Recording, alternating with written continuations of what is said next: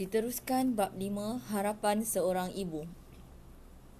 Pak Saidi berbincang dengan Mak Milah untuk menghantar anaknya ke sekolah Inggeris agar anak-anaknya mendapat ilmu pengetahuan dan menyambung pelajaran ke peringkat yang lebih tinggi.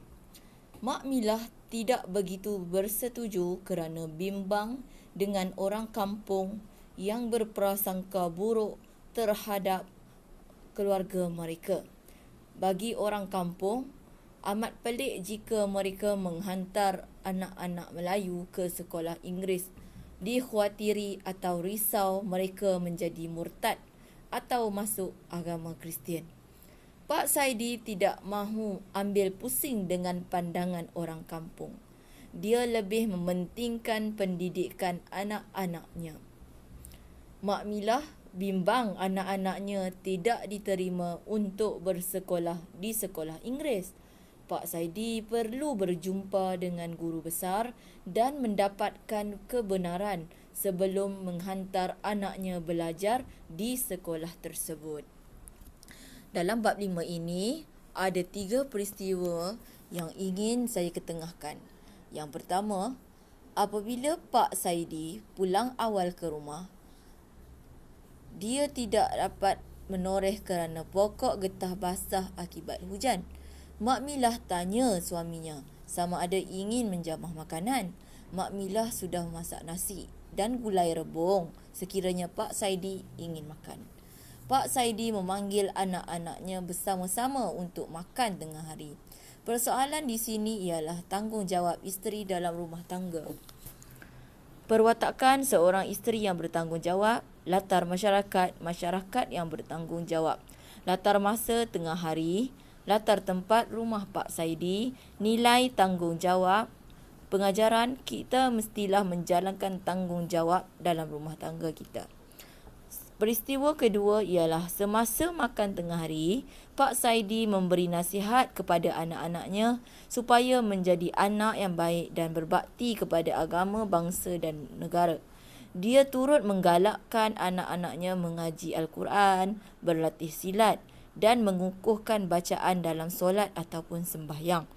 Adnan memberitahu ayahnya bahawa dia sudah khatam Al-Quran, menghabiskan 1 naskah Al-Quran dan menghafal semua bacaan dalam solat.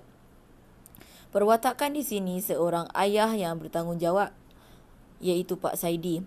Latar masyarakat yang bertanggungjawab. Perwatakan Adnan seorang anak yang taat. Latar masyarakat yang taat perintah agama dan orang tua. Latar masa waktu tengah hari, latar tempat rumah Pak Saidi, nilai bertanggungjawab, ketaatan. Pengajarannya, kita mestilah menjalankan tanggungjawab yang diamanahkan. Akhir sekali, Adnan menyatakan hasrat untuk bersekolah dan ingin menjadi pandai. Pak Saidi memberi cadangan kepada Mak Milah supaya menghantar Adnan ke sekolah Inggeris, tetapi tidak dipersetujui oleh Mak Milah kerana bimbang didikan agama anak-anak mereka tidak kukuh lagi. Pak Saidi menjelaskan sebab dia berbuat demikian. Dia inginkan yang terbaik untuk anak-anaknya kerana sekolah Melayu dan sekolah agama hanya sehingga peringkat rendah dan mengajar membaca menulis sahaja. Sebaliknya, sekolah Inggeris memberi pelbagai ilmu pengetahuan dan boleh teruskan pengajian di peringkat yang lebih tinggi. Akhirnya, Mak Milah akur dengar kata-kata suaminya. Adnan gembira kerana bakal bersekolah nanti. Persoalan di sini ialah kepentingan pendidikan demi masa depan. Perwatakan seorang yang berfikiran jauh, seorang yang mementingkan ilmu pengetahuan, seorang isteri yang taat akan kata-kata suaminya. Latar masyarakat yang berpandangan jauh, masyarakat yang mementingkan ilmu pengetahuan dan juga masyarakat yang taat.